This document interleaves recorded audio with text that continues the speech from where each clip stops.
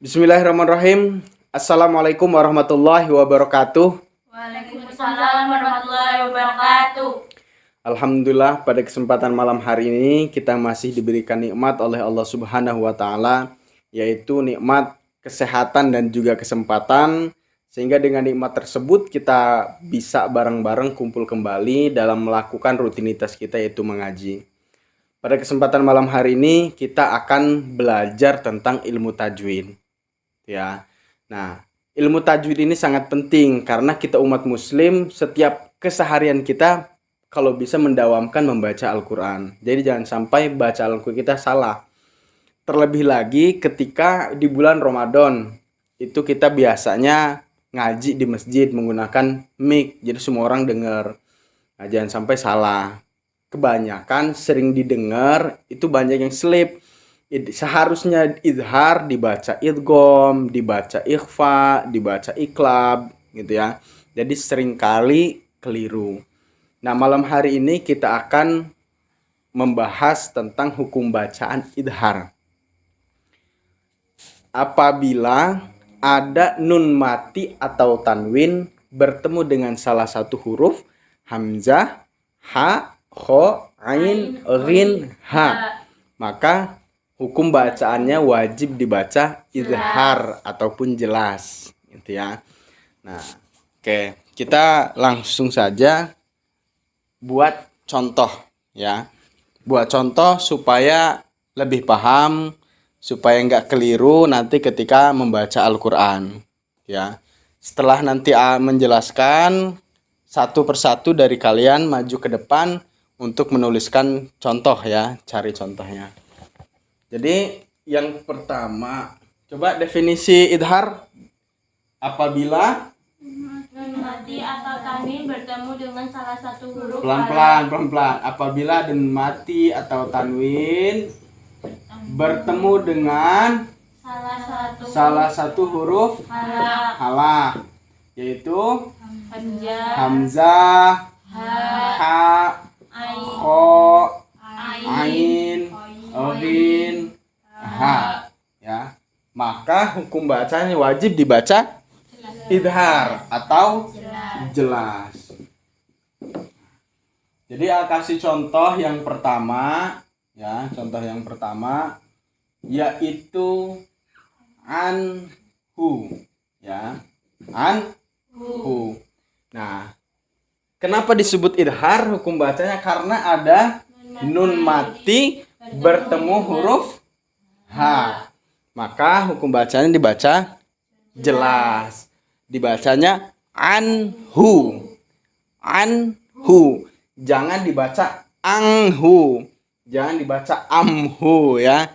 Nah, dibacanya anhu karena dia idhar ya.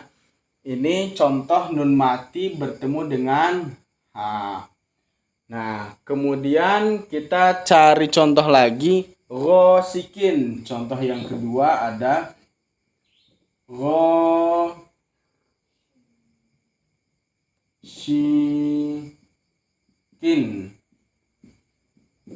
idza waqab. Nah, ghosikin idza waqab. Ini hukum bacaannya idhar. Kenapa disebut idhar? Karena ada kasroh tanwin bertemu dengan alif. Nah, ini ya. Kasroh tanwin bertemu dengan hamzah. Jadi hamzah itu bisa disebut dengan alif. Mau ketemu hamzah, mau ketemu alif, hukum bacaannya dibaca idhar. Nah, ini ada kasroh tanwin bertemu dengan huruf alif. Dibacanya ghosikin idza waqab. Jadi ghosikin ya, kasroh tanwin bertemu dengan alif. Itu ya. Kemudian yang selanjutnya kita ambil contoh salamun hiya. Salamun hiya. Ini hukum bacaannya idhar karena ada domah tanwin bertemu dengan huruf Ha. Dibacanya salamun hiya. Jadi jangan dibaca salamung, dibacanya salamun hiya. Oke. Jadi ini ada 3 contoh dari AA. Ada anhu. Contoh yang kedua ada rosikin idza waqab. Kemudian contoh yang ketiga salamun hiya. Oke. Nah, sekarang masing-masing maju ke depan. Silakan ditulis, kemudian dibacakan. Gitu ya. Setelah ditulis dibacakan. Karena kalau cuma ngedengar, nggak nulis, kemudian tidak dipraktekkan, itu cepet lupa. Nah, makanya harus ditulis, harus dipraktekkan, dibaca. Setelah itu nanti di rumah dicari. Ya, di rumah cari 5 contoh, kemudian ditulis. Ya. Yuk, silakan. Siapa dulu nih? Riris. Ayo, Mbak Riris. Ayo.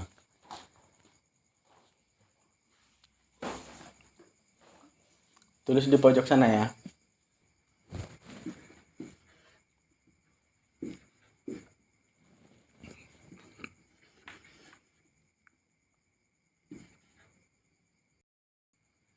Yuk, kasih tanda.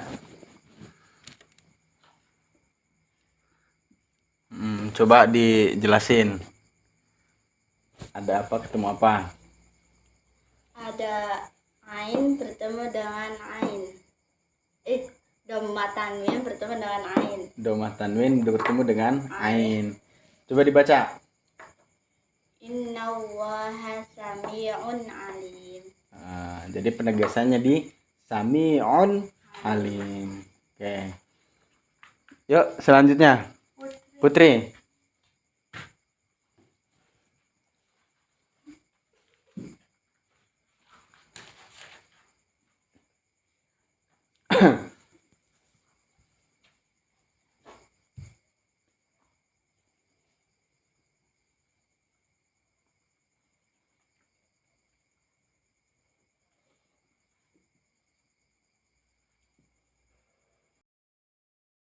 Min hasanah. Min hasanah. Lihat kamera dulu deh. Dibaca apa? Min hasanah. Min hasanah. Oke. Ayo, selanjutnya Resti.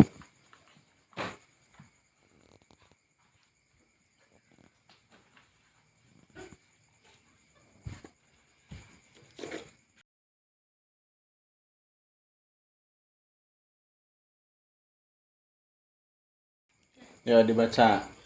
Min hauf. Ada apa, ketemu apa? Ada nun mati ketemu Kho. kho. Nun mati bertemu dengan kho. Dibacanya Jelas. jelas. Oke, selanjutnya. Yuk Hanum.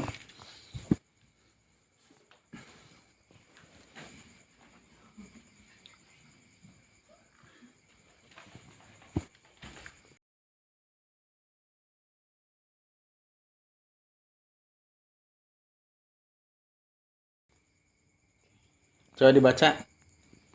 Azizun ghafur. Ada apa di sana? Domah tanwin bertemu kho. Domah tanwin bertemu dengan kho. Oke. Oke ya. Jadi masing-masing sudah maju ke depan. Ada 4 di sana. Yang pertama dari Mbak Riris. Innallaha sami'un alim. Di situ ada domah tanwin bertemu dengan huruf ain. Oke, coba bareng-bareng dibaca. Innallaha sami'un alim. Contoh yang kedua dari Putri, dari Mbak Putri, dia baca bareng-bareng. Min hasanah. Contoh yang ketiga. Min khauf. Nah, ini Mbak Resti ya, bagus tulisannya memang ya. Yo, kemudian dari Mbak Hanum yang terakhir. Azizun ghafur. Nah, jadi contoh yang pertama ada domah tanwin bertemu dengan huruf ain. Contoh yang kedua ada nun mati bertemu dengan ha. Kemudian contoh yang ketiga ada nun mati bertemu dengan kho. Contoh yang terakhir ada domah tanwin bertemu dengan huruf kho. Ya, udah paham sampai sini ya?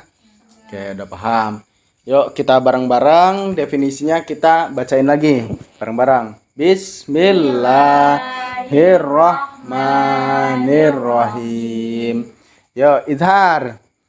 Apabila nun mati atau tanwin bertemu dengan salah satu huruf halak, Hamzah, ha, kho, ain, ghin, ha, maka hukum bacaannya wajib dibaca idhar atau jelas. Yuk, contoh yang pertama ada anhu. Yang kedua ghosikin idza waqab. Contoh yang ketiga salamun hiya. Yuk lanjut. Innallaha sami'un alim.